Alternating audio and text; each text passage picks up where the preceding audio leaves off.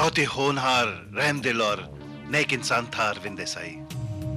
जयंत के साथ उसने इस कंपनी में काम करना शुरू किया था और देखते ही देखते 3 साल में इस कदर तरक्की की कि कहां से कहां तक पहुंच गया। लेकिन यकीन नहीं होता कि अरविंद और किसी लड़की को धोखा दे सकता है। अब मुझे समझ में आया कि वो टैक्सी वाला हमें लेने रोज रोज वहां क्यों आता था।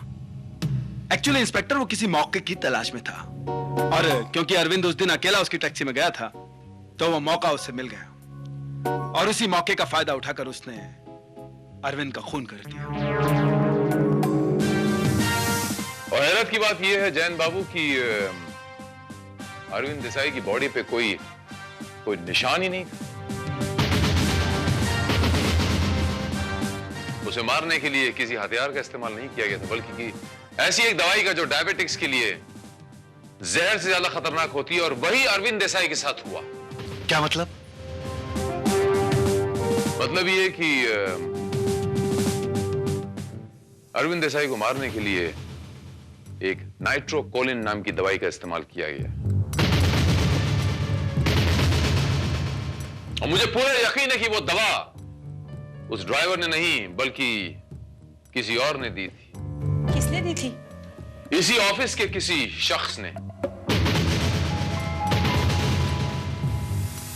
और वो दवा उसके शरीर में पहुंचाने के लिए कातिल ने एक बहुत ही अजीबोगरीब, बहुत ही अनोखा रास्ता इख्तियार किया। अनोखा रास्ता? मैं कुछ समझा नहीं। पोस्टमार्टम की रिपोर्ट ये कहती है कि कातिल के हाथ में एक छोटी सी खरोंच थी, जिसके जरिए वो दवा कातिल के शरीर के अंदर पहुंचाई गई।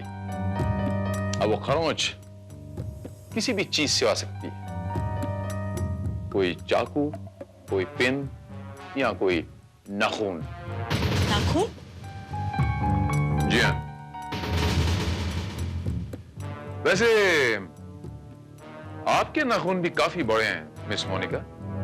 क्या मतलब है आपका? मैंने अरविंद का खून किया है? मैंने ऐसा तो नहीं कहा मिस मोनिका। आप तो खां घबरा गई। पुलिस वाला हूं, शक के दाने फेंक रहा था। मैंने कहा कि हो सकता है कातिल ने नाखून का इस्तेमाल किया हो सकता है। और यही नहीं, कातिल ने उस टैक्सी में रिसीट की एक छोटा सा टुकड़ा प्लांट किया था उस ड्राइवर को फंसाने के लिए। इससे यह साबित होता है कि वो ड्राइवर को अच्छी तरह जानता था और अरविंद देसाई के साथ उसी टैक्सी में रोज सफर करता था। और यहां ऐसा सिर्फ एक शख्स है, और वो शख्स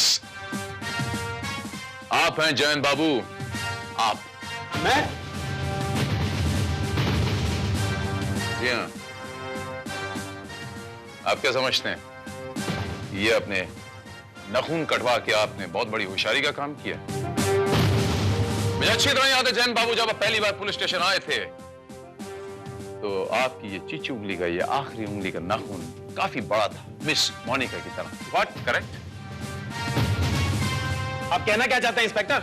मैंने अपने दोस्त का खून किया है?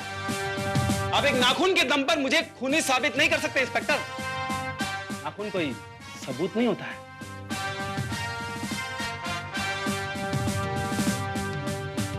नाखून तो बहुत बड़ी चीज होती है जयंत बाबू। एक बाल ही काफी होता है मुजरिम तक पहुंचने के लिए। और मेरे पास जीता जागता गवाह है। श्रीवास्तव। सर।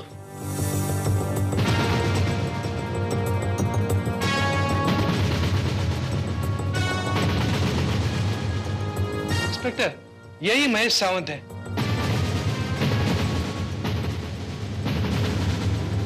मुझे अच्छी तरह से याद है, इसी ने नाइट्रोकोलिन उस दिन खरीदा था।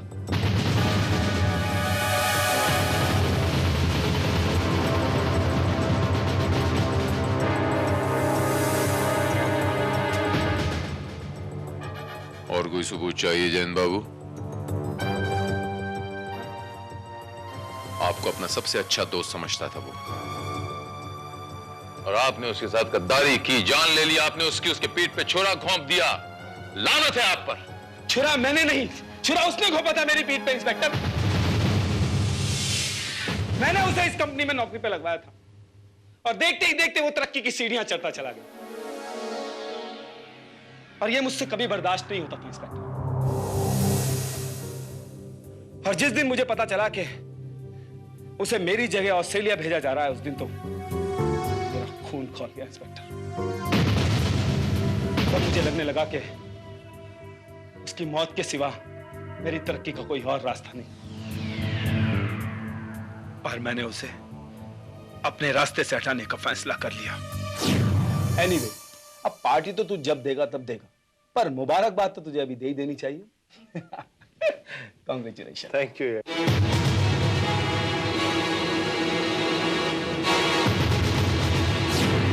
मैं जानता था इंस्पेक्टर कि अरविंद को डायबिटीज है, और डायबिटीज के मरीजों के लिए नाइट्रोकोलिन जहर से भी ज्यादा खतरनाक होती है।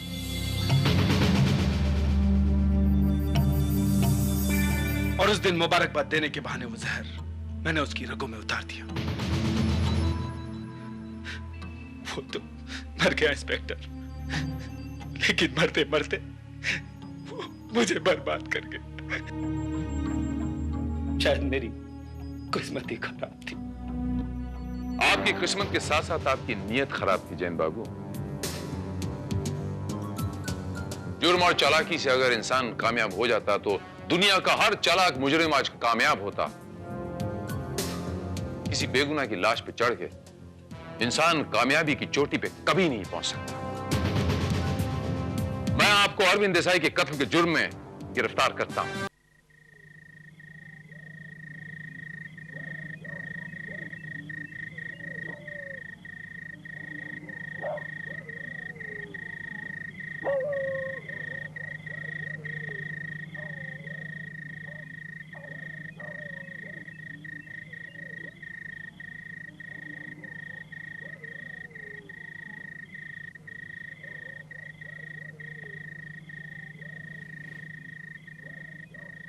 मंजू, मंजू कहाँ चली गई?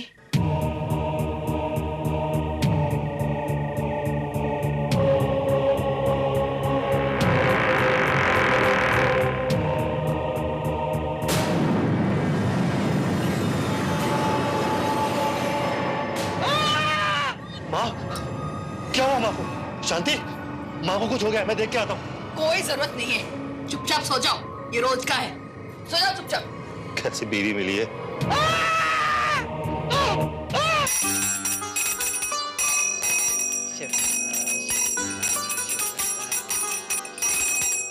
अरे भोला, कहाँ मर गया? कब बखत कहीं का? अरे कब से कहा हुआ चाय ला मेरी?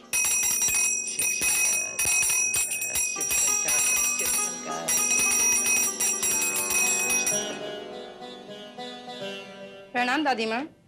पाँव छूने में तेरी नानी मरेगी क्या? प्रणाम दादी माँ। पाँव छू रही है या नाखून मार रही है? जानवरों की तरह नाखून बढ़ा के रखे हुए। मैं याद रखना, तेरी नाखून खाल से उखेड़ के फेंक दूंगी। काट आज इनको। और तू क्या मुंह देख रही है? थाली कौन लेगा? तेरी मरी हुई माँ। चल ले। ए भोला, लीजिए मालकिन चाय। हाँ रख देना यहाँ, रख दे। कप में चाय कौन डालेगा? मेरा मरा हुआ पति। चाय तो ऐसे दे रहा है जैसे मुझ पे एहसान कर रहा है। और मैंने तुझे कहा था दरोगा को बुला के ला, क्यों नहीं लाया? दरोगा? क्या हुआ दादी माँ? ये जन्म जली पूछ रही है क्या हुआ दादी माँ। अरे वो चुड़ैल मेरा गला काट देती और तू पूछ रही क्या हुआ। अब तू चुप क्यों खड़ा है? तेरे मुंह में मूंग है क्या? मालकिन गया तो था, मगर वो ससुरा कहता है बाद में आऊंगा। बाद में? मेरे मरने के बाद आएगा? चल जा जा। माँ, तुम भी खावा खा। घर में पुलिस आएगी तो लोग क्या सोचेंगे? हाँ हाँ, तू क्यों चाहेगा कि घर में पुलिस आए? तुझे डर है ना कि पुलिस आएगी तो तेरी बीवी को पकड़ के ले जाएगी। ये कैसी बातें कर रही है आप माँ जी? तू चुप रह बेशरम।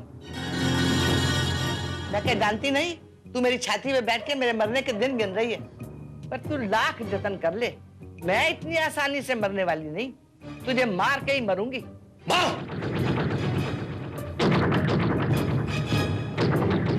तुझे इतना बुरा लग रहा है ना तो ले जा इसे। वैसे भी तू अपना हिस्सा ले चुका है। जब तूने इस कलमुही से शादी की। अब अपना हिस्सा उड़ाकर घर वापस आ गया है।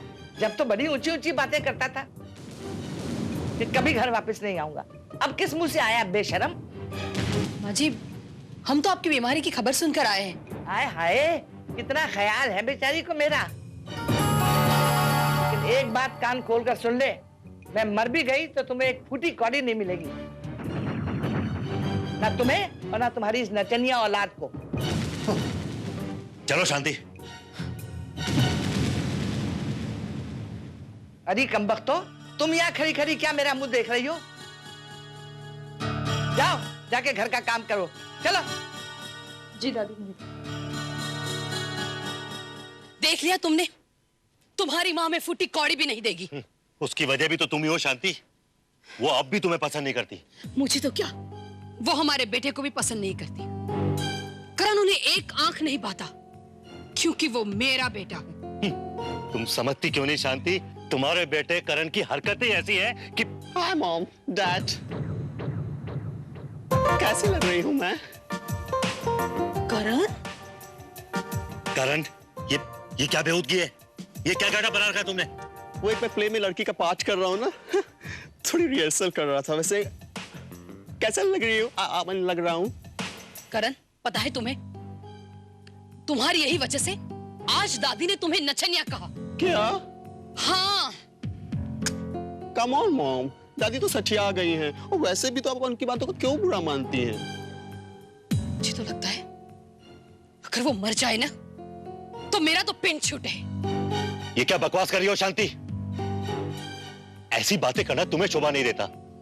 अरे वैसे ही मम्मी को 2 हार्ट अटैक हो चुके हैं। पता नहीं बेचारी कब भगवान को प्यारी हो जाए। बिल्कुल नहीं, वो इतनी आसानी से मरने वाली नहीं है। वो हम सबको मार के ही मरेगी। मंजू, ऐसा नहीं कहते, वो हमारी दादी है। माँ बाप के मरने के बाद उन्होंने हमें पाल पोस कर बड़ा किया है। वो भी अपने फायदे के लिए, ताकि फ्री में उन्हें 2 नौकरानियां मिल जाएं। मंजू, और वैसे भी हमारी हैसियत नौकरानियों से ज्यादा है भी नहीं। लेकिन देख लेना, जिस दिन ये बुढ़िया मरेगी ना, उस दिन हमारी हैसियत रानियों जैसी होगी। भगवान जाने वो दिन कब आएगा। ऐसे दिन खुद नहीं आते, बल्कि लाए जाते। समझी?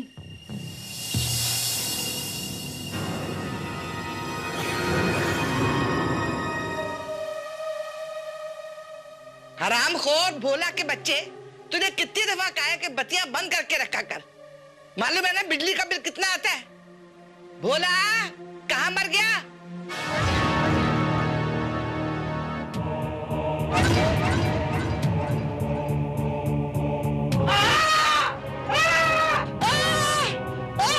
बचाओ, बचाओ, बचाओ, बचाओ।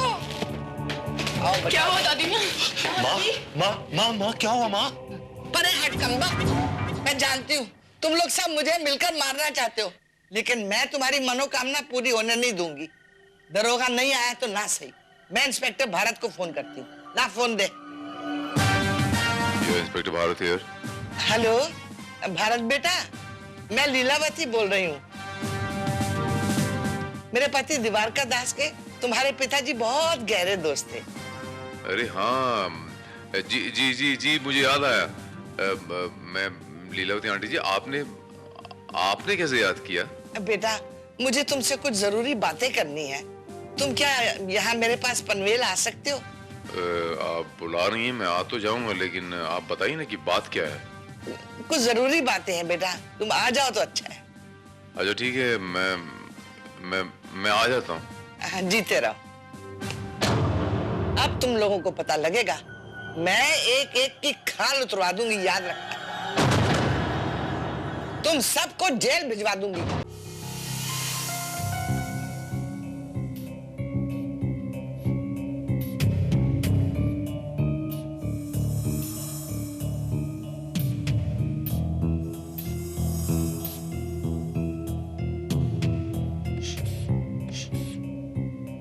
अब कैसी है मेरी दादी की तबीयत? ये क्या, लगता है आजकल आप लोग इनका ख्याल नहीं रख रही हैं। ब्लड प्रेशर काफी बढ़ चुका है। एक बात कहूँ डॉक्टर? जी।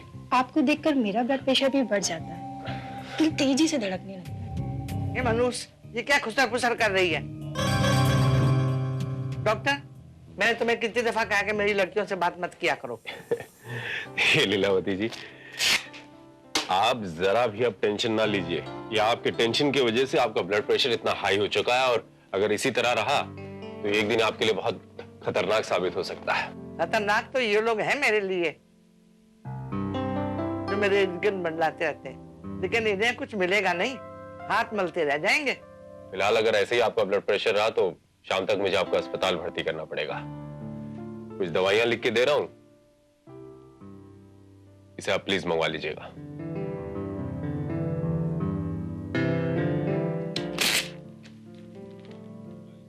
ये क्या मंगवाएगी? दवाइयां तो मैं मंगवाऊंगी, तू क्या खड़ी देख रही है? जा पूजा को भेज। लीलावती, इसमें आपको मैंने 2 नई कैप्सूल लिख के दी हैं और बाकी आपकी पुरानी गोलियां एज इट इज हैं। डॉक्टर साहब, अब ये नींद की गोलियां मुझ पे असर नहीं कर रही, आप कोई दूसरी नींद की दवाई लिख के दीजिए ना। लीलावती जी, ज्यादा नींद की गोलियां खाना आपकी सेहत के लिए हानिकारक है। पूजा, ये डॉक्टर श्रीकांत ने दवाइयाँ लिख कर दी है, भोला को भेज के मंगवा लेना। जी ठीक है। और दादी ने ऊपर बुलाया। दादी ने बुलाया? क्यों? वो तो ऊपर जाके ही मालूम पड़ेगा। वेल, अगर आप फोर्स कर रही हैं तो आप एक के बजाय 2 गोलियां खा सकती हैं, लेकिन मजबूरी में। क्या हुआ दादी माँ, आपने मुझे बुलाया? ये क्या मुंह उठाए चली आई है? पराए मर्द के सामने चुन्नी नहीं दी जाती तुझसे? बोला को बोल मेरी दवाइयां लेके आए, और देख उसे हिसाब से पैसे देना, ये तो बीड़ियां फूकता हुआ जाएगा। जा।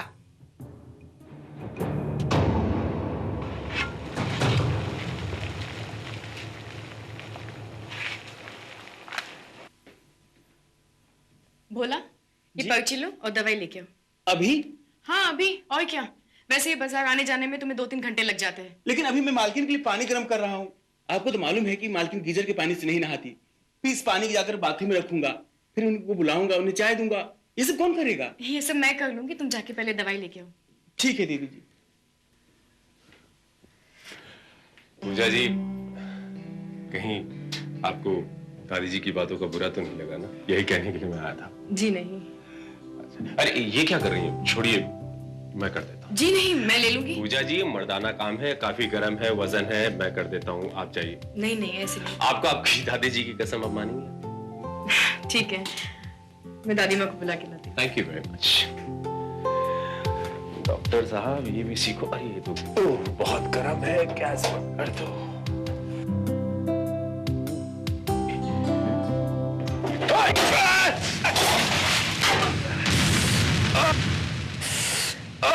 क्या कर दिया तुमने? ओह गॉड!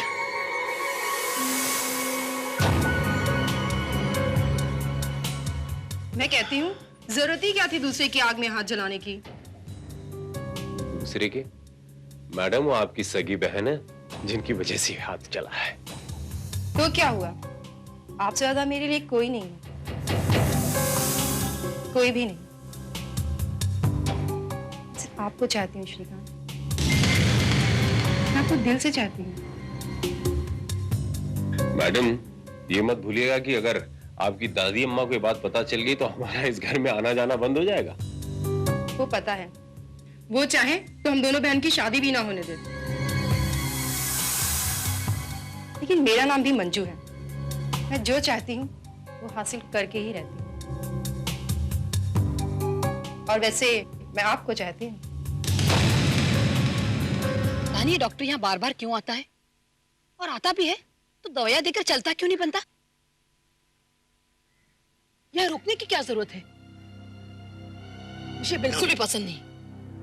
हाँ, तुम्हें तो इसलिए पसंद नहीं है ना, क्योंकि उसके आने से माँ की तबीयत जो सुधरने लगती है। डोंट वरी मॉम, दादी माँ का जो गारंटी पीरियड है वो खत्म हो चुका है। अभी डॉक्टर की सर्विसिंग भी उन्हें ज्यादा चला नहीं पाएगी। वैसे भी वो हमेशा डरती रहती है, किसी दिन झटका लगा तो। पता नहीं वो झटका कब लगेगा? ये लीजिए मालकिन, आपके लिए दूध और आपकी दवा। मेरे सर पे रखेगा? रख दे वहां। तू क्या मेरे हाथों से दबा रही है? कामचोर को सर दबाना भी नहीं आता। जा। दादी माँ, याद करके नींद की गोली ले लेना और ध्यान रखिए, एक से ज्यादा गोली मत लेना। मुझे मत सिखा, मैंने डॉक्टर से पूछ लिया। जा, मुझे आराम करने दे।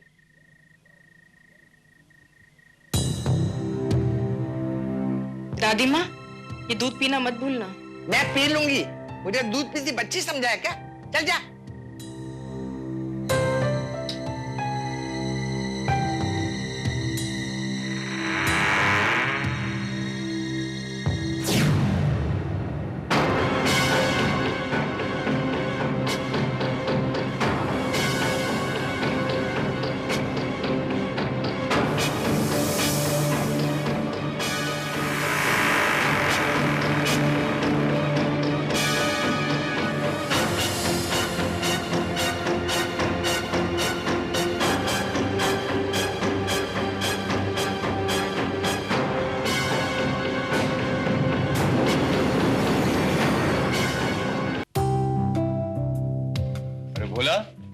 मालकिन जाग गई क्या?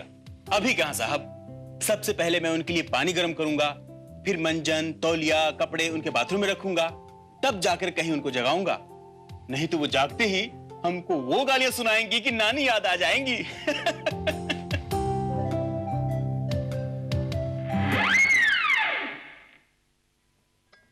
उठिए मालकिन, सुबह हो गई है। मैं आपके लिए चाय लेके आया हूं। मालकिन, मैंने आपके लिए पानी भी गर्म करके रख दिया है।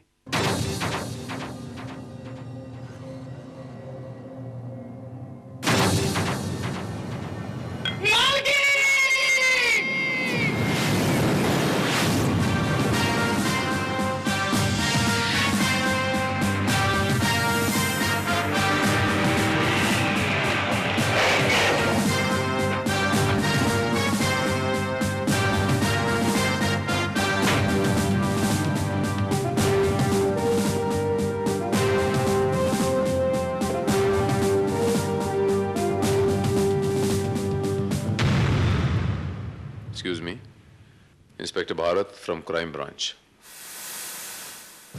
मुझे लीलावती जी ने यहां पर बुलाया है। उनका तो देहांत हो गया है। शी इज नो मोर।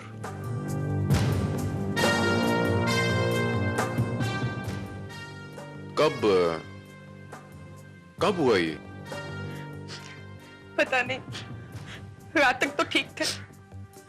सुबह जब भोला उठाने गया तो उसने देखा कि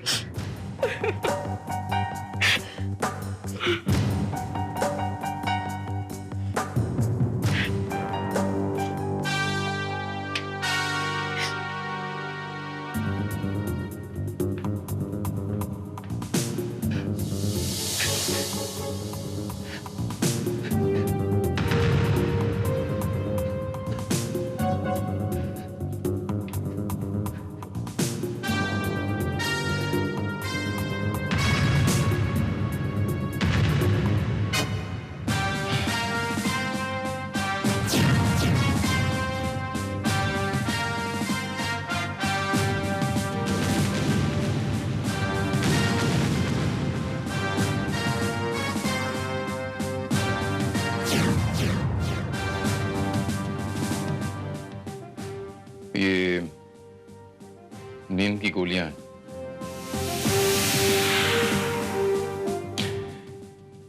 ये नींद की गोलियां लेती थी? हाँ, नींद न आने की शिकायत थी इनको।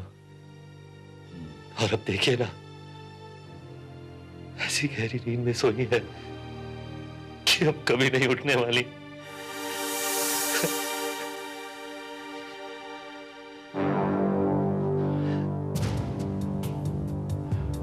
ये नींद की गोलियां मैंने किसने दी?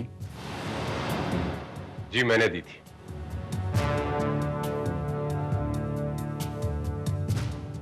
जी मैं डॉक्टर श्रीकांत, मैं ही इनका इलाज कर रहा था। डॉक्टर साहब, आपको क्या लगता है कि इनकी मौत की वजह इनकी बीमारी थी या कोई और बात थी? देखिए, इस वक्त कुछ कहना बड़ा मुश्किल है। हार्ट फेल भी हो सकता है या कोई और वजह। इन्होंने मुझे फोन किया था और फोन पे कुछ कहना चाह रही थी, और अब जब मैं यहाँ पर आया हूं तो अचानक ये इनकी मौत मुझे नेचुरल नहीं लग रही। आपका क्या ख्याल है डॉक्टर साहब? देखिए, एग्जामिनेशन के बगैर कुछ कहना इस वक्त मुझे मुश्किल लग रहा है। सो इन दैट केस मुझे लाश को पोस्टमार्टम के लिए लेके जाना पड़ेगा।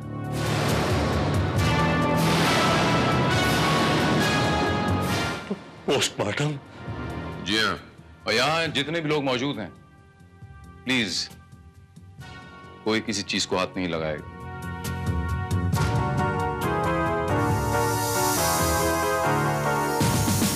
रसफ, अपनी पूरी टीम को लेके यहाँ पर आ जाओ। मुझे एम्बुलेंस भी चाहिए। लाश को पोस्टमार्टम के लिए लेके जाना। पता नोट करो। भाई और भाभी की एक्सीडेंट में डेथ होने के बाद मां के दिमाग पर बड़ा गहरा सदमा लगा था। उन्हें हमेशा ऐसा लगता था जैसे कोई औरत बड़ा सा खंजर लिए उन्हें मारने आ रही हो। औरत? जी हाँ, हमने उन्हें बहुत समझाया कि ये उनका वहम है, मगर वो हो सकता है कि ये उनका वहम ना हो और एक्चुअली कोई उन्हें डरा डरा कर मार देना चाहता हो। सर, इस घर में दादी से सब लोग परेशान जरूर थे, लेकिन इस हद तक तो कोई नहीं जा सकता। हो सकता है शायद इसीलिए उन्होंने मुझे फोन किया और वो मुझसे कुछ कहना चाह रही हो, क्योंकि उन्हें डर होगा कि कोई उन्हें मार देना चाहता है। शायद इसीलिए उन्हें नींद ना आने की बीमारी हो गई थी। मैंने उन्हें नींद की गोलियां भी प्रिस्क्राइब की और सेम टाइम उन्हें वार्न भी किया था कि अगर उन्होंने ये गोलियां ज्यादा ली तो उनके सेहत के लिए ये हानिकारक साबित हो सकती है। लेकिन उस वार्निंग के बावजूद वो कुछ ज्यादा गोलियां खाने लगी थी। कल ही नई शीशी मंगवानी पड़ी थी। हाँ, उन्होंने खुद भी कहा था कि अब दवाइयां असर नहीं करती, तो शायद उन्होंने ज्यादा गोलियां ले ली। और आमतौर पे गोली दवाई उन्हें आप देती थी, तब तो वो नींद की गोलियां भी आप ही देती होंगी? जी नहीं, रात को जब उन्हें नींद नहीं आती थी तो वो खुद ही बोतल खोल के दवाइयां ले लेती थी। वो जो नई शीशी थी वहां पर पड़ी हुई, वो आप ही ने खोली थी? जी नहीं, मैंने नहीं दी। शायद भोला ने दे दी हो। नहीं साहब, हमने शीशी ज्यों की त्यों ला के रख दी थी। उस समय पूजा बिटिया भी यही थी। बोला उस समय दादी माँ के पास कोई आया था क्या, उन्हें कुछ देने या फिर उनकी सेवा करने? किसकी मती मारे के साहब जो यहाँ आता। मालकिन पूजा बिटिया के अलावा अपने पास किसी को फटकने देती ही नहीं थी। ऐसी खरी खोटी सुनाती थी कि आग लग जाए।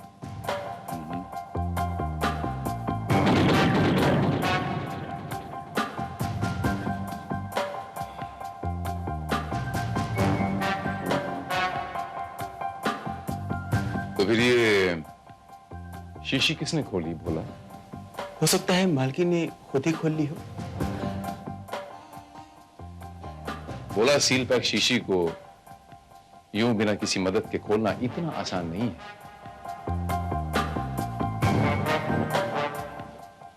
सर, शीशी का ढक्कन हमें बेड के नीचे से मिल गया है।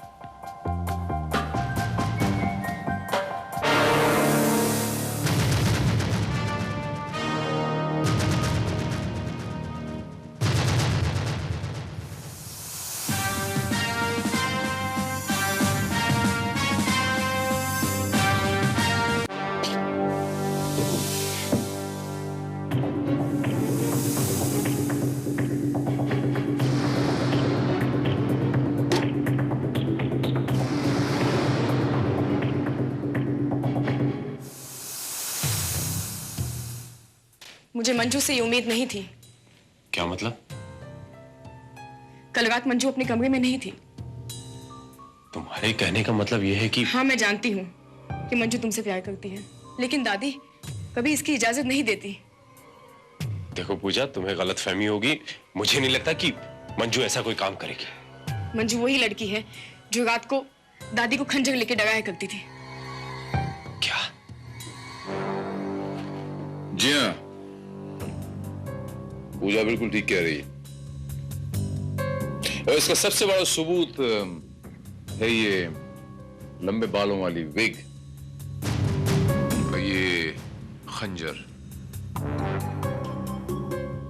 जो हमें मिस मंजू के बेडरूम से बरामद हुआ।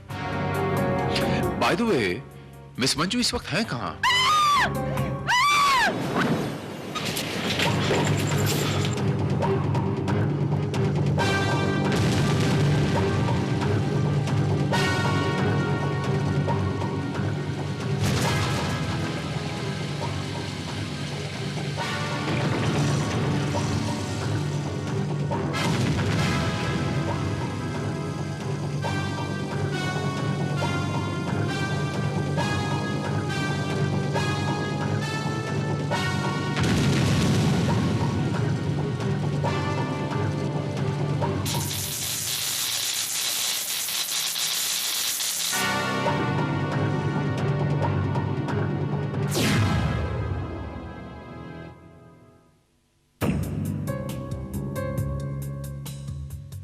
शीज ओके, बेहोशी है, कुछ ही देर में होश आ जाएगा।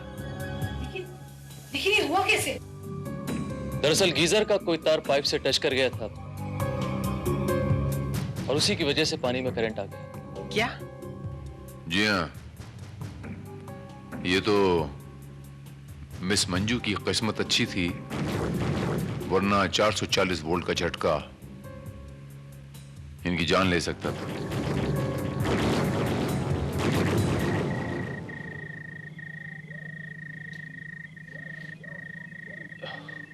मैंने तो सोचा था कि मैं आज ही घर वापस चला जाऊंगा, लेकिन मंजू के हादसे के बाद पता नहीं, मैं जा नहीं सका। ये हादसा नहीं था श्रीकांत बाबू, किसी ने उस गीजर की तारों के साथ छेड़छाड़ की है। इंस्पेक्टर भारत, आपके कहने का मतलब है कि... जी हाँ, मेरे कहने का मतलब वही है जो आप समझ रहे हैं। किसी ने मिस मंजू को मारने की कोशिश की है और अब मुझे यकीन हो चला है कि लीलावती जी का खून ही हुआ था। Oh my God!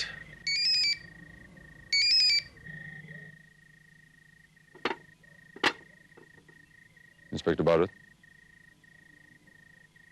Ji, doctor Verma, कहिए क्या कहती है आपकी रिपोर्ट? हाँ, और वो दूध का गिलास? I see. Thank you very much doctor Verma, thank you.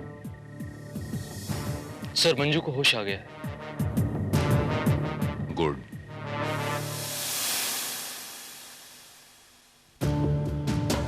हाँ, लीलावती जी की मौत और मिस मंजू को मारने की कोशिश। क्या? जी हाँ, मिस मंजू पर जानलेवा हमला और लीलावती जी की मौत। लीलावती जी की मौत नेचुरल नहीं थी, स्लीपिंग पिल्स की ओवरडोज देके उन्हें मारा गया था। It's a clear cut case of murder. मगर ये आप कैसे कह सकते? बात दरअसल ये है अनिरुद्ध बाबू की लीलावती जी यानी दादी माँ के बगल में जो वो दूध का ग्लास बचा हुआ मिला था, उसमें वो स्लीपिंग पिल्स की कुछ गोलियों के अंश बचे हुए थे, उसकी मात्रा कुछ ज्यादा थी।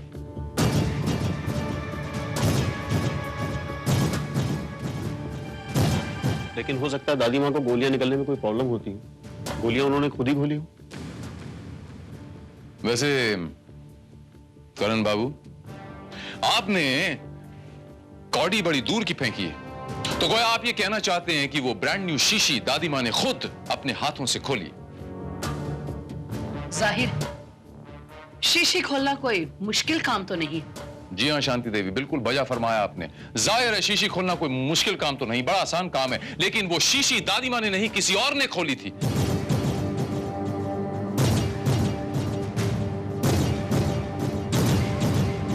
अब मुझे पूरा यकीन है कि जिस किसी ने भी उस शीशी का ढक्कन खोला है, उसके फिंगरप्रिंट्स यहां मौजूद आप लोगों में से किसी एक के हैं।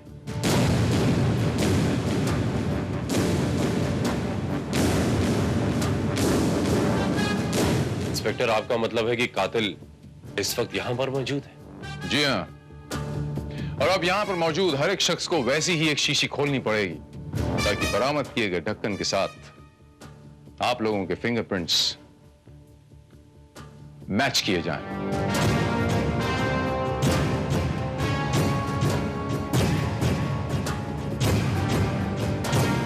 श्रीवास्तव सर,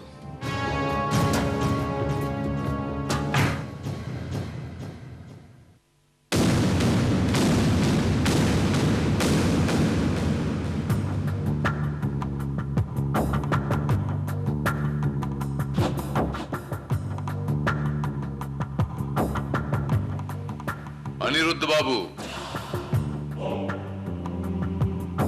शुरुआत आपसे होगी, please.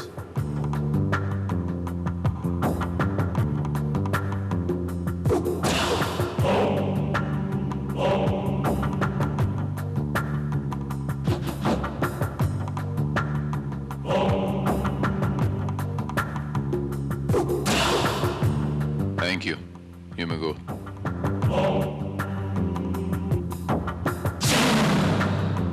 Shanti Devi,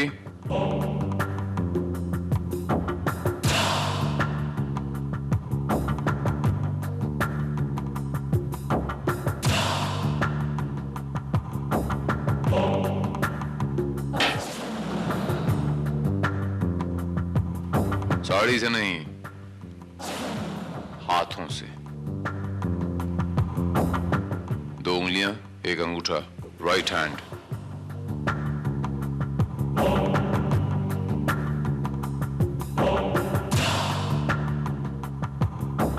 thank you, आप जा सकती हैं।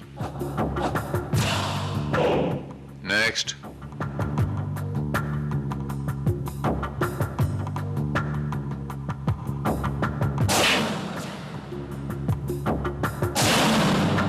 बाएं हाथ से नहीं, दाहिने हाथ से।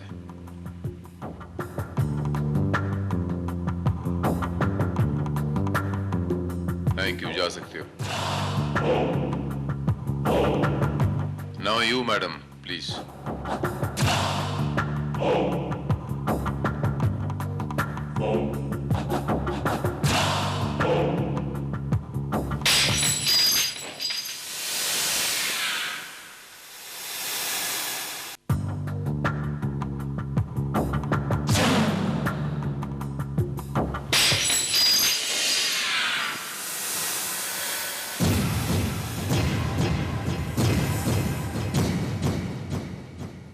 Sorry inspector,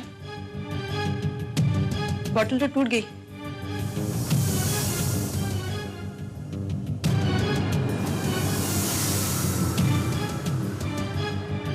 no problem miss Manju, bottle टूट गई तो क्या हुआ? बॉटल का ढक्कन तो सलामत है। हमें तो सिर्फ फिंगरप्रिंट से मतलब है। अभी आप अपनी 2 उंगलियों से और 1 अंगूठे से यूं ढक्कन उठाकर बाहर रखेंगे, please.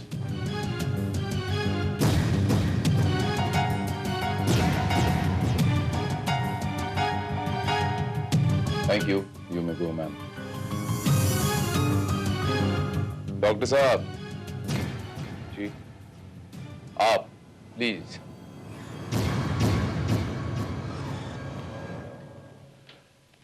I can't do it inspector, मेरी राइट हैंड की उंगलियां जली हुई हैं।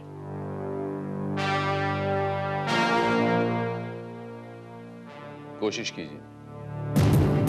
इंस्पेक्टर भारत, जब मैंने आपसे कह दिया कि मेरे राइट हैंड की उंगलियां जली हुई है, तो मुझे नहीं लगता कि जली हुई उंगलियों के फिंगरप्रिंट्स कहीं आते होंगे। फिंगरप्रिंट्स आ सकते हैं, नहीं आ सकते हैं, ये पता लगाना हमारा काम है, आपका नहीं। आप अपना काम कीजिए। मैंने आपसे कहा कि कोशिश कीजिए, तो कीजिए। इंस्पेक्टर, मैं नहीं खोल सकता इस हाथ से, ये जली हुई उंगलियां हैं। और मैंने आपसे कहा कि आप खोल सकते हैं, कोशिश तो कर सकते हैं, बोतल तो आपको खोलनी पड़ेगी। पुलिस इन्वेस्टिगेशन में आपको हमें कोऑपरेट करना पड़ेगा। Now please don't waste my time, do it. अभी आप जबरदस्ती कर रहे हैं तो लीजिए।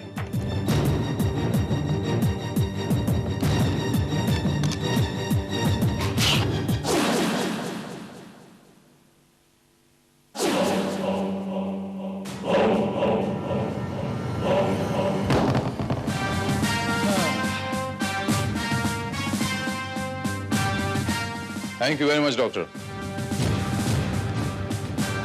बस मैं यही जताना चाहता हूं।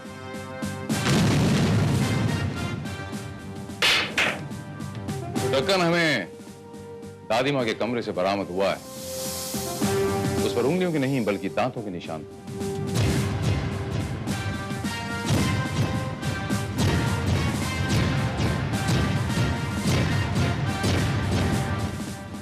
ठीक है, ऐसे आखिर के 3 दांतों के। And just for your kind information, दादी माँ के साइड के दांत तो थे ही नहीं, सामने के थोड़े से दांत बचे थे। और यहां पर मौजूद किसी ने भी शीशी दांतों से नहीं खोली।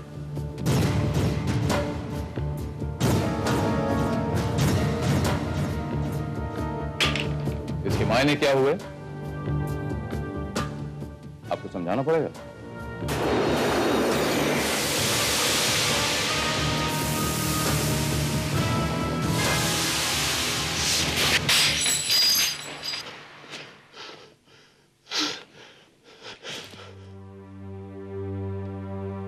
तुमने दादी की हत्या की, लेकिन क्यों?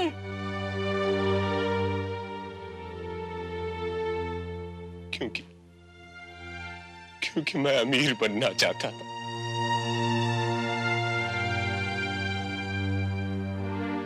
मैं अपने गरीबी से तंग आ चुका था और मैं अपनी इस डॉक्टर की प्रैक्टिस से कभी अमीर नहीं बन सकता था। इसीलिए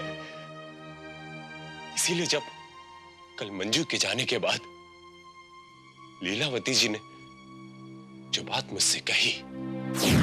अच्छा, एक बात बताइए, आप इन लोगों से हमेशा इतना नाराज क्यों रहती हैं? इधर आ। इसलिए कि ये लोग सब मेरी प्रॉपर्टी के लिए मेरे इर्द गिर्द मंडलाते रहते हैं। और एक बात बताऊं, ये दोनों लड़कियां हैं ना, ये मेरा बहुत ख्याल रखती हैं। इसलिए मैंने अपनी सारी प्रॉपर्टी वसीयत में इनके नाम कर दी। ये किसी को बताना नहीं।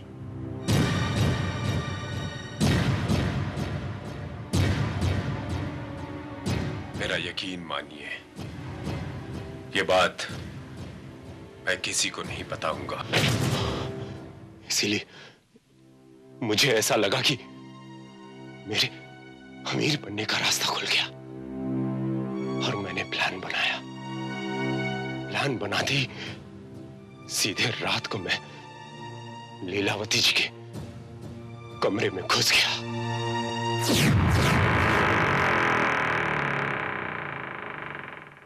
कौन है? लीलावती जी, मैं श्रीकांत। ये देखने आया था कि आपको नींद आ रही है कि नहीं। नहीं बेटा, नींद नहीं आ रही मुझे। तू एक काम कर, वो नींद की गोली दे ही दे मुझे। जी जरूर।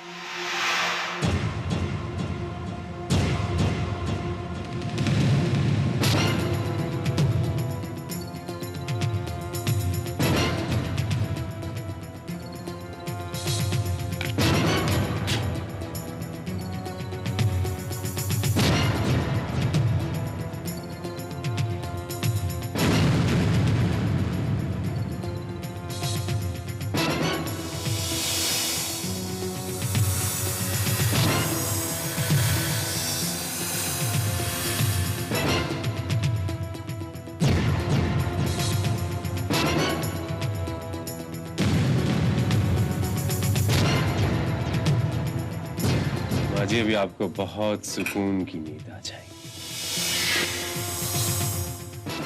इत्मीनान से सो जाओगी।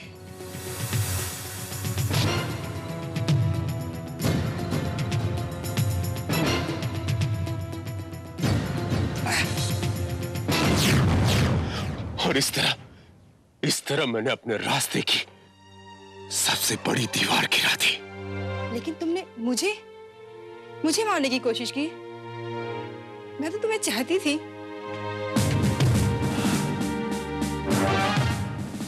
मंजू जी, ये आपको नहीं, आपकी बड़ी दीदी मिस पूजा को चाहते थे, और इन्हें अच्छी तरह पता था कि मिस पूजा भी इन्हें चाहती हैं। क्यों श्रीकांत बाबू, मैं ठीक कह रहा हूं ना? हाँ, क्योंकि मैं उस प्रॉपर्टी के किसी भी हिस्सेदार को जिंदा नहीं देखना चाहता था। लेकिन मंजू, तुम खुशकिस्मत रही कि तुम बच गई। हाँ, मैं अमीर तो नहीं बन सका, लेकिन मुजरिम जरूर बन गया।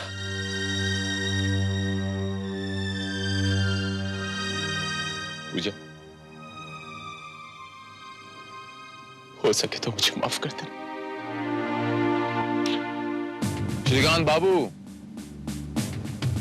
डॉक्टर्स को लोग एक मसीहा समझते हैं। वो लोगों को जान देते हैं, उनकी जान लेते नहीं। लेकिन आपने तो किसी की जान ले ली। आपसे गुजारिश है श्रीकांत बाबू, या आप किसी से कहिएगा मत कि आप एक डॉक्टर हैं, वरना इस समाज, इस दुनिया का इस पेशे पर से विश्वास उठ जाएगा।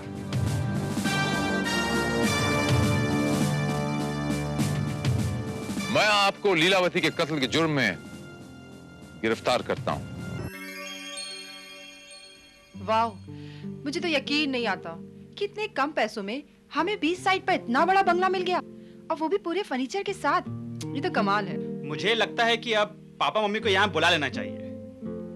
ओहो, अभी आज ही तो आए हैं, बुला लेना। थोड़े दिन मुझे भी शांति से रहने दो।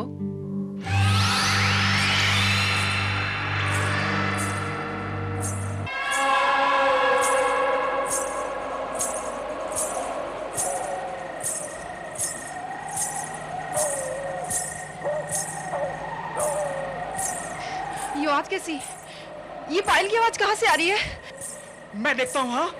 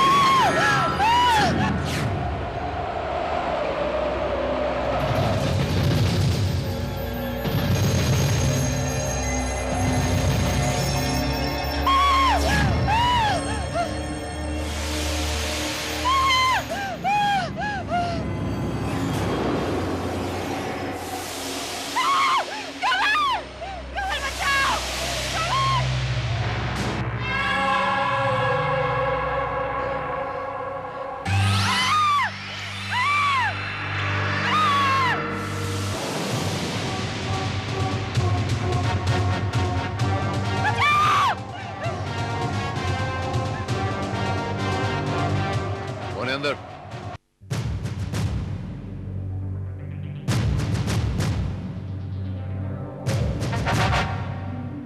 इंस्पेक्टर भारत, हमें लगता है ये हवेली भूतिया है। हमने इसे आज ही किराए पे लिया था, लेकिन हम कल छोड़कर चले जाएंगे इसे। जिस हिसाब से आपकी पत्नी चीखी,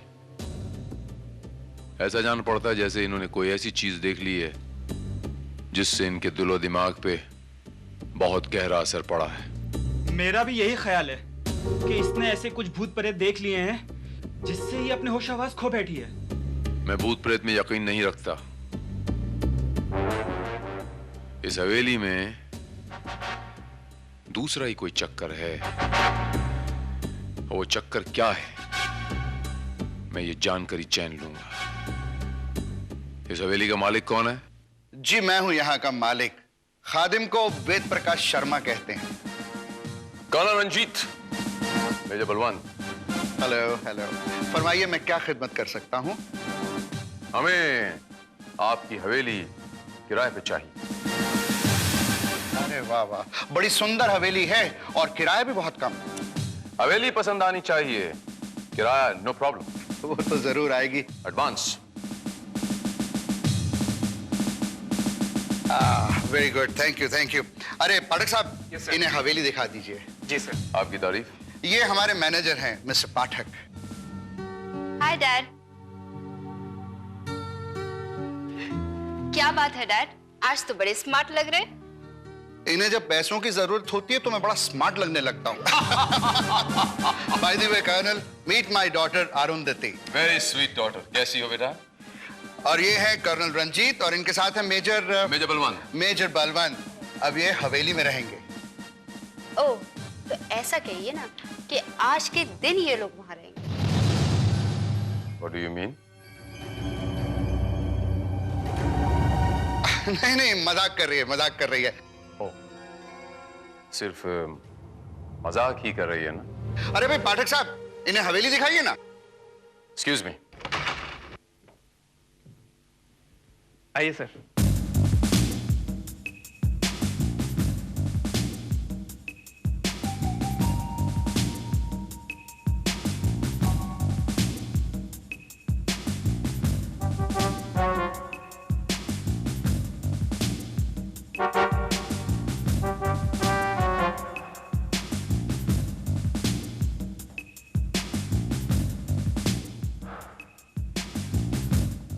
जगह वाकई खूबसूरत है।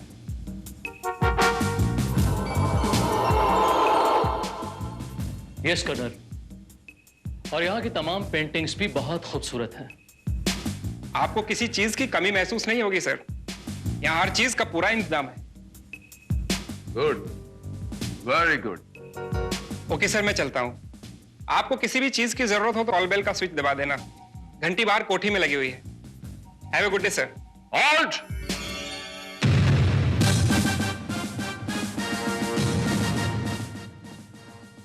हमें ऐसा लगता है जैसे हमने आपको पहले भी कहीं देखा है। इससे पहले कहां काम करते थे जवान? काफी जगह काम किया है सर। एक दो आर्मी ऑफिसर्स के यहाँ भी काम किया है। हो सकता है आपने वहीं देखा हो। क्या नाम बताया आपने अपना? पाठक, सुरेंद्र मोहन पाठक सर।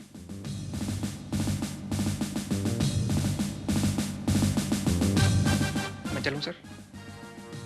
कोई शक? Thank you sir.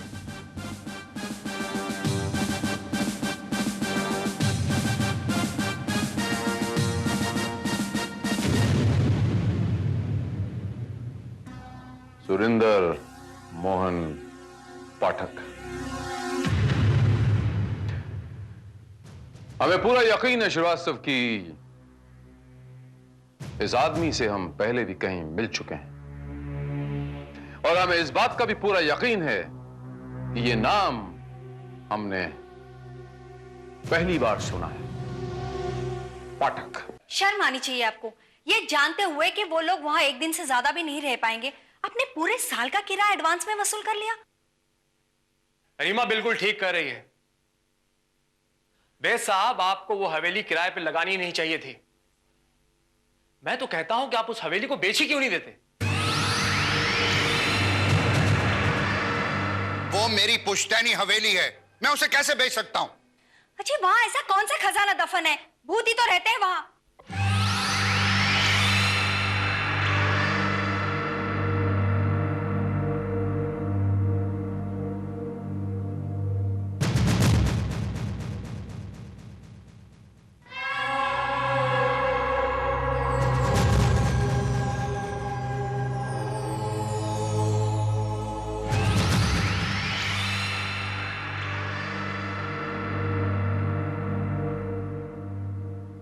सर यहां आ तो गए हैं हम, लेकिन करना क्या होगा हमें?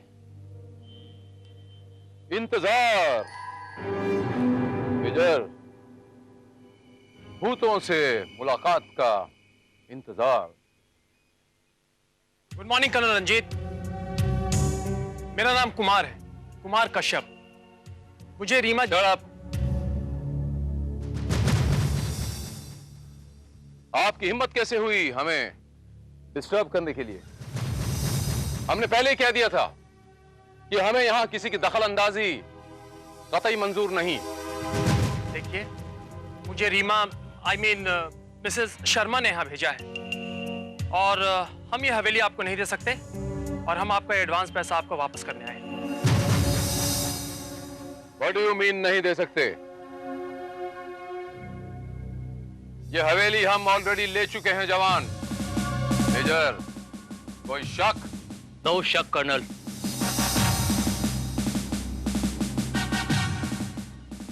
कर्नल साहब, आप समझने की कोशिश क्यों नहीं करते? ये हम अपने फायदे के लिए नहीं, आपके फायदे के लिए कह रहे हैं। ये जगह ठीक नहीं है। लेकिन इस जगह में हमें कोई परेशानी नहीं हुई। वो तो ठीक है, लेकिन शायद वेद साहब ने आपको पूरी बात नहीं बताई। ये हवेली प्रेतात्माओं से ग्रस्त है और यहाँ भूतों का भी डेरा है। भूतों का डेरा? बहुत खूब। हमें भूत बहुत पसंद है मेजर, और अब हम भूतों का शिकार करेंगे। पछताएंगे, पछताएंगे वो लोग। जब कोई हादसा होगा ना, तब समझ आएगी उन लोगों को। कल ही हवेली छोड़ के भागते हुए नजर आएंगे। अरे तुम एक बहादुर पति की बहादुर पत्नी हो, तुम क्यों चिंता करती हो? और फिर वो कर्नल है, वो ऐसे भूतों वूतों से डरने वाला नहीं।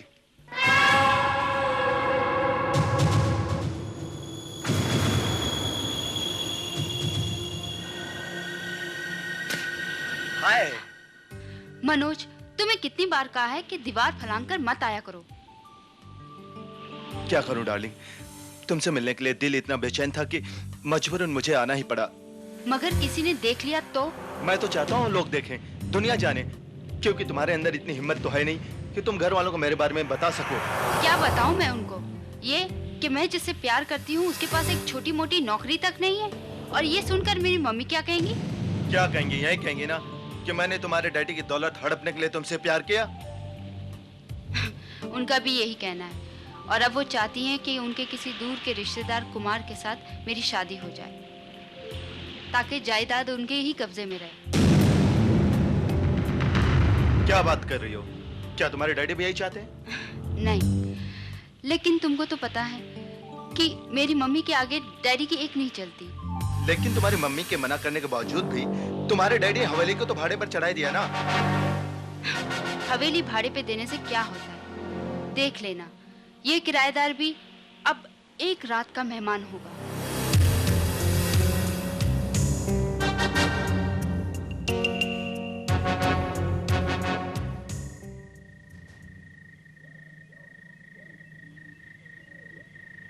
सर, काफी वक्त गुजर चुका है, लेकिन भूत के दर्शन अभी तक नहीं हुए। वो ऐसा है श्रीवास्तव कि भूत अक्सर आधी रात के बाद पेट्रोलिंग पे निकलते हैं, और अभी आधी रात होने में 2 मिनट बाकी हैं। सर, ये लाइट को क्या हुआ? खामोश, मैं देखता हूं।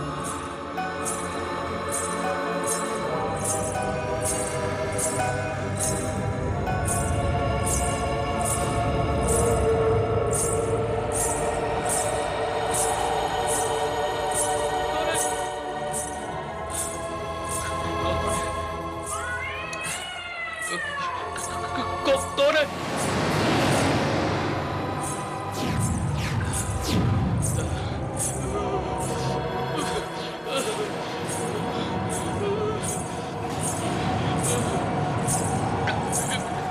कौन है?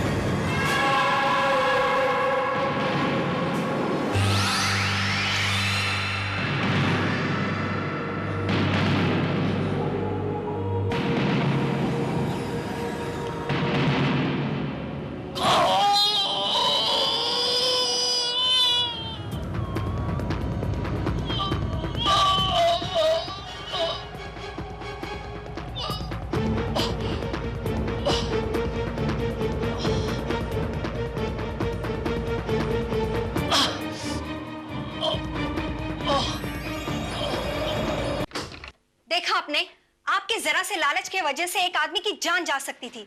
आपने जानबूझ के उनको मौत के मुंह में ढकेला है।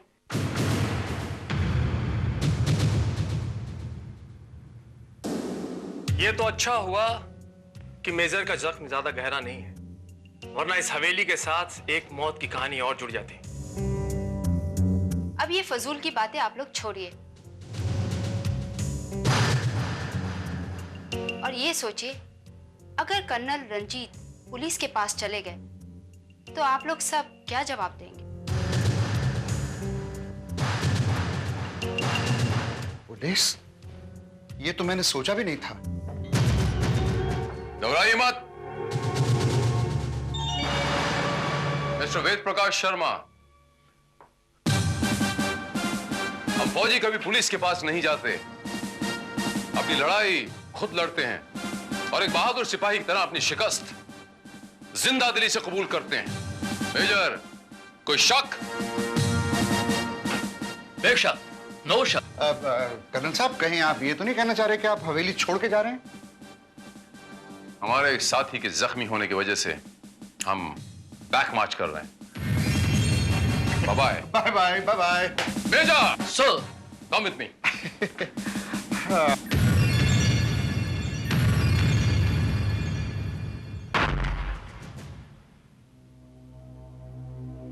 सर, क्या वाकई ये काम हम लोग आधा छोड़ के ही जाएंगे? बात को समझा करो श्रीवास्तव,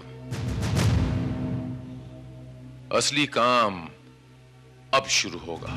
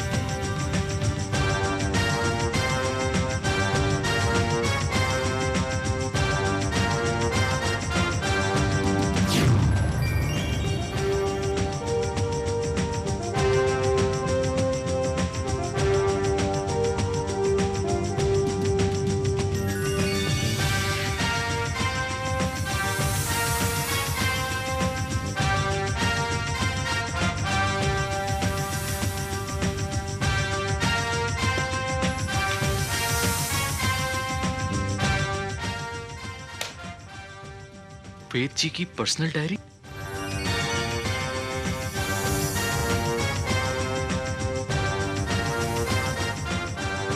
ये डोर बेल का स्विच यहां पर? सर, ये स्विच, ऐसे स्विच या तो अक्सर बेड के पास हुआ करते हैं या फिर एसटीडीज में। यहां पर इस स्विच का होना। श्रीवास्तव, इसे दबा के देखते हैं कि ये कहां बचता है।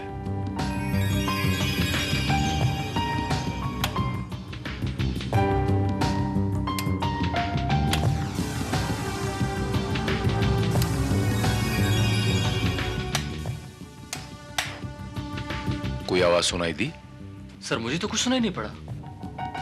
आई थिंक या तो ये स्विच खराब है या इसकी आवाज बाहर के गेस्ट हाउस में सुनाई पड़ती होगी। शायद।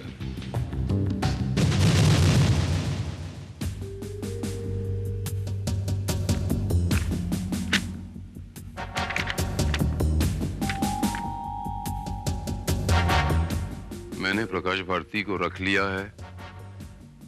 ये आदमी मेरे काम का साबित हो सकता है। मैंने प्रकाश भारती श्रीवास्तव, ये नाम मैंने पहले कभी सुना है। हो सकता है सर कि ये नाम आपने पहले कभी सुना हो, अक्सर ऐसा होता भी है। और देखिए, उस दिन जब आप पाठक से मिले थे तब भी आपको डाउट हुआ था कि आप उस आदमी को पहचानते हैं, मगर सुरेंद्र मोहन पाठक और प्रकाश भारती एक ही शख्स के दो इलेहदा नाम हैं श्रीवास्तव। लेकिन ये भारती और पाठक हैं कौन, ये अभी तक मैं पता नहीं लग पाया। एक नॉन क्रिमिनल है श्रीवास्तव, सजायाफ्ता मुजरिम, असेंबल गन्स को तोड़ मरोड़ के एक नई गन बनाने का बादशाह, इस चीज में माहिर आदमी है ये। लेकिन ये माहिर आदमी यहां पर क्या कर रहा है, इसका यहां पर क्या काम है? सर, ये भी हो सकता है कि भूतों का सारा चक्कर इस आदमी का ही चलाया हुआ हो। नहीं श्रीवास्तव, इस सारी गेम के पीछे कोई और है श्रीवास्तव।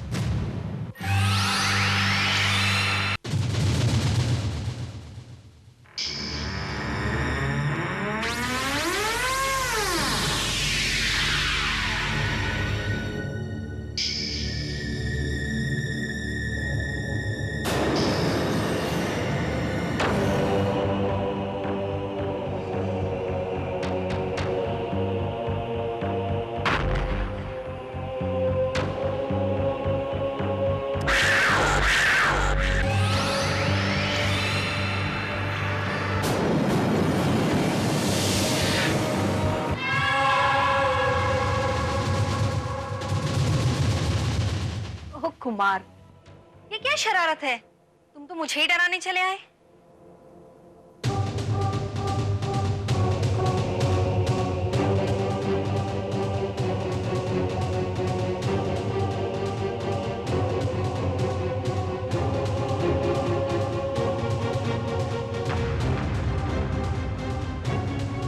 कुमार, इस मुखौटे से तो तुम उन बेवकूफ किराएदारों को डराया करो जिन्हें मेरा पति जबरदस्ती से यहाँ रखने की कोशिश करता है, क्या समझे? कुमार, अगर तुम्हें और मुझे वेद ने यहाँ इस मुखौटे के साथ देखा ना, तो वो सारा खेल समझ जाएगा।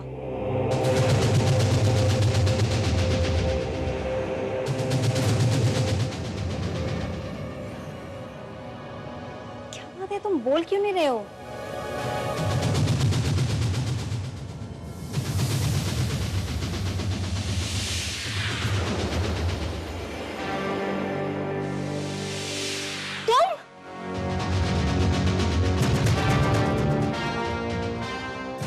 कर्नल रंजीत? जी हाँ। तो अब मेरी समझ में आई यहां की सारी गेम मिसेस शर्मा, और अब बहुत जल्द आपकी ये गेम आपके पति को पता चलने वाली है। जी हाँ मिस्टर वेद प्रकाश शर्मा, ये जो आपकी हवेली में भूतों का चक्कर है ना, दरअसल आपकी हवेली में कोई भूत नहीं है। ये चक्कर आपकी इस धर्मपत्नी ने चलाया है। ऐसा ही एक मास्क एक मिस्टर कुमार साहब के पास भी है, जो मास्क पहनकर हवेली में लोगों को डराया करते हैं ताकि इस हवेली में भूतों के डर से कोई आए ना। और आपकी पत्नी और कुमार उस हवेली में बड़े आराम से मिल सकें और इश्क फरमा सकें। वो हवेली इन दोनों के लिए एक अय्याशी का अड्डा है, मीटिंग पॉइंट है। ये सब बकवास है, झूठ है ये सब। हाँ, अगर ये बकवास है तो फिर ये क्या है? ये लव लेटर्स जो आपके प्रेमी कुमार साहब ने आपको लिखे हैं।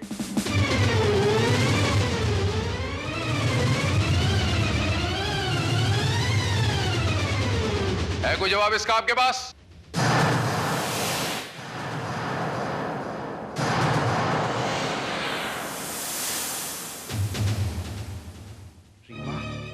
तुमने मेरे साथ इतना बड़ा धोखा किया।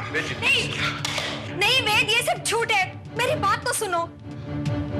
अब सुनने के लिए रह ही क्या गया है? मेरे प्यार और विश्वास का ये सिला दिया तुमने। नहीं वेद, तुम्हारी हर बात, हर ख्वाहिश को पूरा किया मैंने। फिर क्यों किया तुमने ऐसा मेरे साथ? शर्म आनी चाहिए। वेद, वेद क्या हुआ वेद? क्या हुआ? काश ये दिन देखने से पहले ही अच्छा होता अगर मैं। नहीं वेद।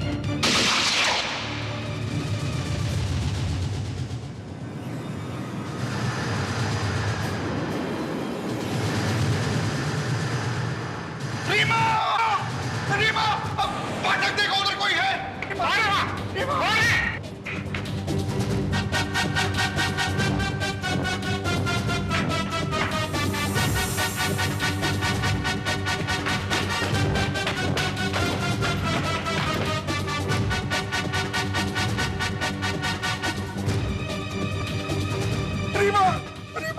रीमा, क्या हो गया तुम्हें?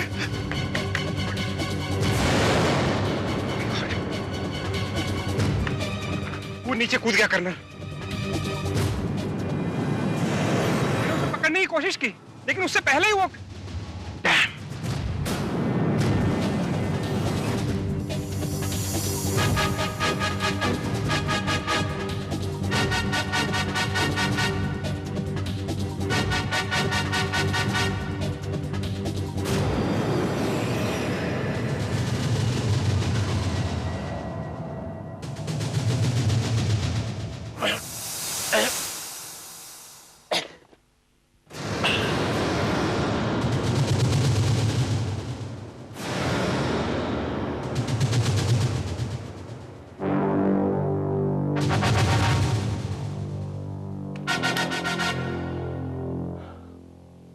वैसे ये तो मर चुका है।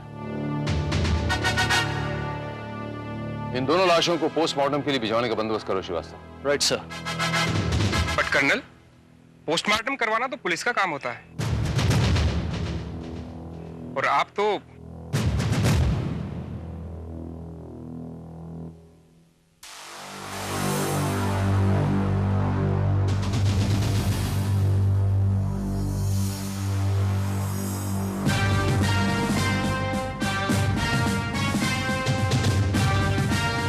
Inspector Bharat, crime branch. Inspector Bharat?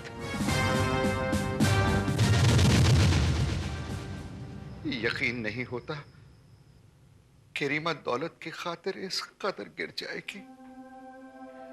देखा डैडी, कुदरत का इंसाफ। कुमार ने वो गोली चलाई थी आग के ऊपर, और उसी गोली से मम्मी की मौत हो गई। और बेचारा खुद अपनी जिंदगी से हाथ धो बैठा। आखिर में उसको उसके किए की सजा मिलेगी। मनोज बाबू, सजा उसे खुद ब खुद नहीं मिली, बल्कि सजा उसे दी गई है जानबूझकर। क्या? जी हाँ।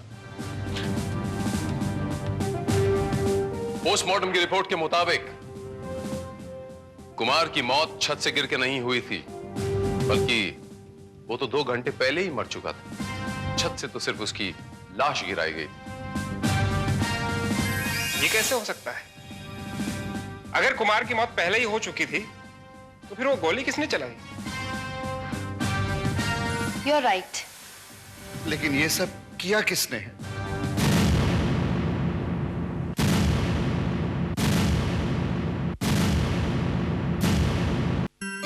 लेकिन ये सब किया किसने है?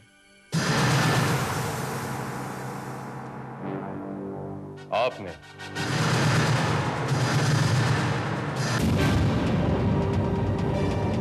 कैसी बातें कर रहे हैं इंस्पेक्टर? मैं ये सब कैसे कर सकता हूं? उस वक्त मैं आप सब लोगों के सामने यहां पर था जब गोली चली थी। मैं आपको बताता हूं वेद बाबू कि कल रात एग्जैक्टली क्या हुआ था। आप अपनी पत्नी के साथ इमोशनल सीन करते हुए अपनी पत्नी को उस पॉइंट तक ले गए जहां से आपने अपनी पत्नी को गोली मारनी थी। रीमा, तुमने मेरे साथ इतना बड़ा धोखा किया। नहीं, ये सब झूठ है। मेरी तो सुनिए। हार्ट अटैक का आपने ड्रामा किया। जब आप कोलैप्स होते हुए नीचे जा रहे थे तब आपने वो स्विच दबाया। काश ये दिन देखने से पहले ही मैं वहां से गोली चली, आपकी पत्नी को गोली लगी।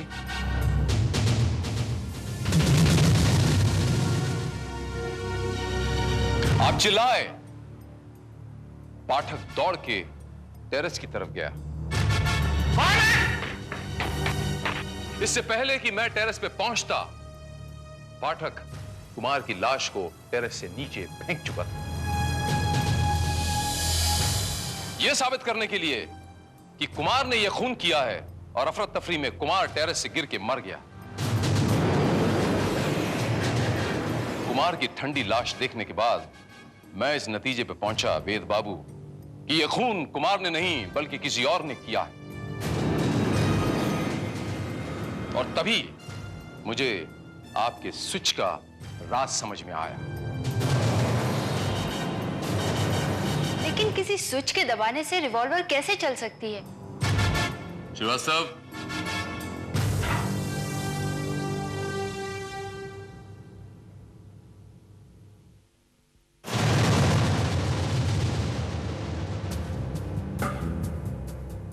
ये वो जगह है जहां मिसेस शर्मा खड़ी थी।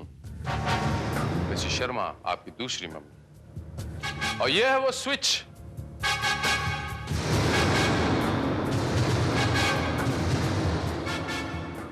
जो आपके डैडी ने दबाया था। अब जरा उस घड़ी की तरफ गौर कीजिए और मैं ये स्विच दबाता हूं।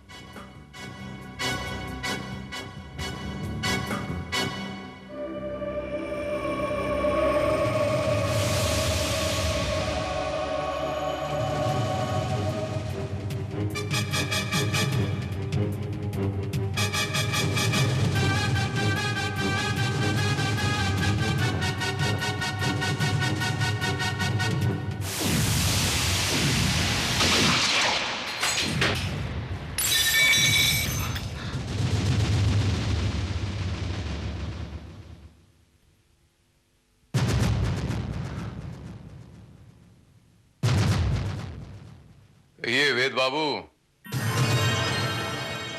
अब भी आप मुझसे कुछ सुनना चाहते हैं या खुद कुछ कहेंगे?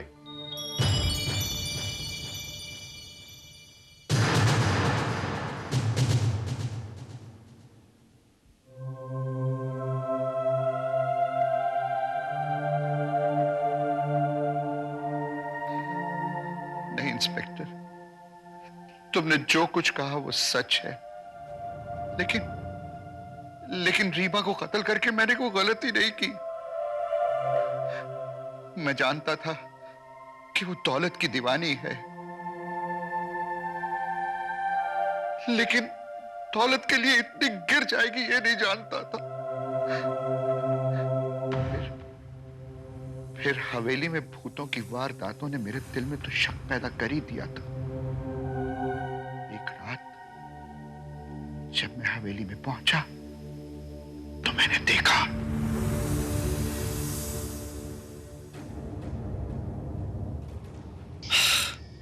अरे यार, तेरा पति भी अजीब पागल है। हम बार बार किराएदारों को भगा देते हैं और वो हर बार नए किराएदार ले आता है। क्या फर्क पड़ता है? कुछ ही दिनों की तो बात है। पहले ही 3 हार्ट अटैक हो चुके हैं। गारंटी तो कब की खत्म हो चुकी है। और वैसे मैंने उसे साफ साफ कह दिया है कि अरुंधति की शादी होगी तो सिर्फ कुमार से, यानी तुमसे। तुम तो जानते हो कि वो मुझे मना कर ही नहीं सकता। वाह, क्या आइडिया है। इस बुढ़े के मरने के बाद हम अरुंधति को भी खत्म कर देंगे और फिर सारी दौलत हमारी होगी। बेवफाई में शायद बर्दाश्त कर भी लेता, लेकिन अपने साथ साथ उसे जब मेरी बेटी को भी, तो उसी दिन मैंने फैसला कर लिया कि मैं इससे अपना पीछा छुड़ा लूंगा। उसीलिए मैंने प्रकाश को यहां बुला लिया। डैड, आपने ये सब कुछ मेरे लिए किया? नहीं बेटा, ये तो मैंने अपनी गलतियों को सुधारने के लिए किया। मगर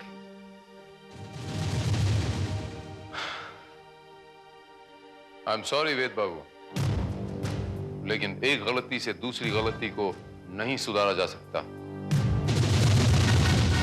अगर गलतियों का प्रायश्चित करना हो तब भी गलती से भी गलती को सुधारा नहीं जा सकता, इसीलिए आपको सजा तो भुगतनी पड़ेगी। मैं आपको और प्रकाश भारती उर्फ सुरेंद्र मोहन पाठक को एक नहीं बल्कि दो कत्ल करने के जुर्म में गिरफ्तार करता हूं।